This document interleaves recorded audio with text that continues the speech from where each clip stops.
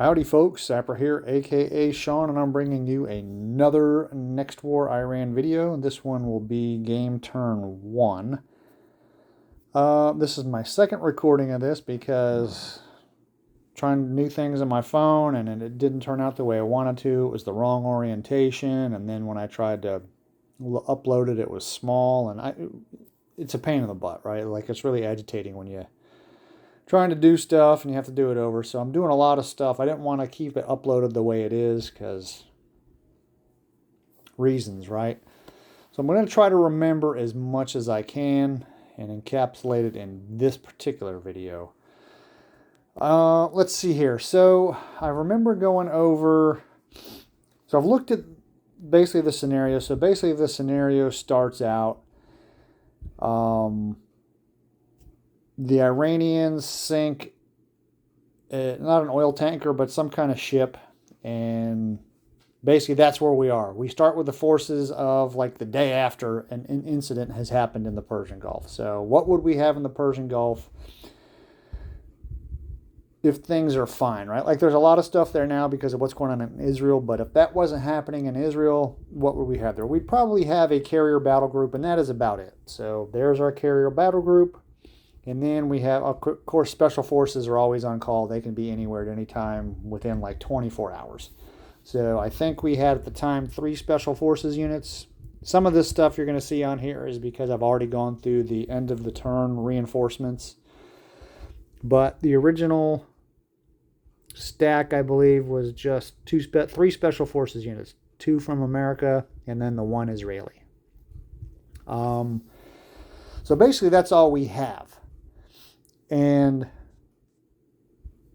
with just a carrier battle group and 3 special forces units, there's nothing that you can do to really make a whole lot happen. Because what we need to do is we need to deny the Iranians or the non-allied player, we need to deny them victory points, right? They score victory points at the end of every turn based off of the number of petroleum facilities they have. There's a total of 8 of them on the map. So there's 1 here, 2, 3. I'm counting them wrong. So 1, 2, 3, 4, 5, 6, 7, and then 8. So these 2 here are actually right there. They just kind of moved a box out so it's easier to see them. So there's a total of 8 petroleum refining facilities. They get 2 VPs per turn for each one that they control. So I only have 2 options when it comes to denying them those victory points. 1, I either destroy them, or 2, I capture them. I don't have the forces at the moment stationed in the Persian Gulf because all I have is that 1 carrier battle group right there. And I'm reluctant to destroy them at the moment. If I capture them, I will get 4 victory points for each one that I capture. So that's kind of my conundrum. Having not played this scenario before, I don't know if it's better to just blow the things up, right? Because I don't have the forces in place. Now, I will get them over time, but it's going to take some time. So these are kind of the priorities that I've kind of listed out for myself. So take out patrol boats, take out SSM sites, reduce air defense tracks, work on Iranian holding boxes and airfields, and then oil facilities. Now, there's no particular order. Those can change, but I think patrol boats and SSM sites are probably going to be one of the first things that I need to work on, because by getting rid of those things, it'll allow me to get more naval forces in here with Marines and other naval forces. So that's why I'm thinking of just the patrol boats and SSM sites. So turn 1, I was able to detect, well, there's several conditions for these SSM sites. So right now it's unrevealed. You have dummies, and then you have ones that, so you have 2 different kinds, right? You have a dummy marker, and then you have an actual marker.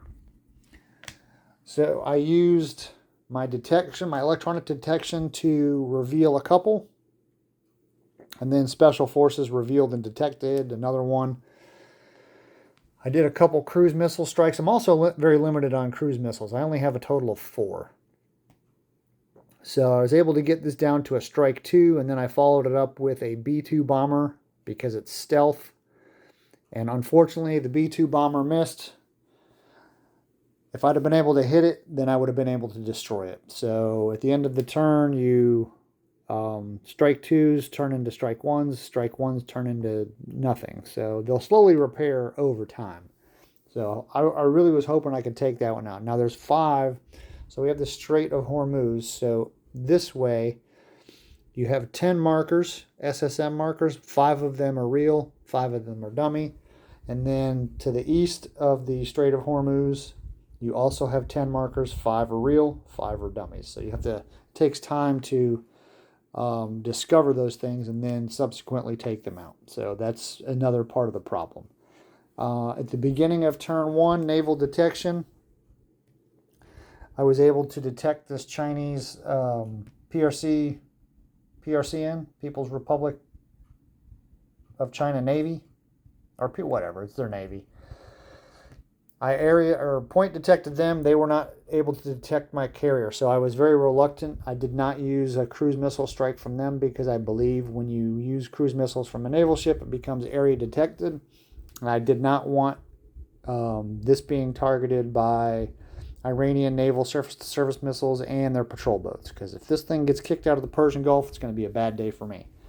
I believe it's only got a limited amount of time here because eventually they will detect it, and I'm sure that they will launch everything they can to try to get that thing to go back to Diego Garcia. So obviously I had Iranian units in the off-map zones. I think I had some over here and I had some here, and I've moved them. They're in their final spots. These are just the reinforcements from the end of turn 1. I did get some more aircraft. These 3 aircraft came in this turn. This stuff is I already had in place.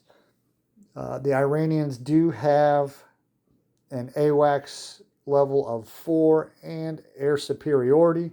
And the reason being is they have a lot of, now these aren't one-on-one, not one of these planes is nearly as good as any of the 3 that I have here. But I think I had 12 Iranian or non-allied aircraft in the air superiority mission on the first turn. I brought nothing forward, so that's why they were able to get air superiority.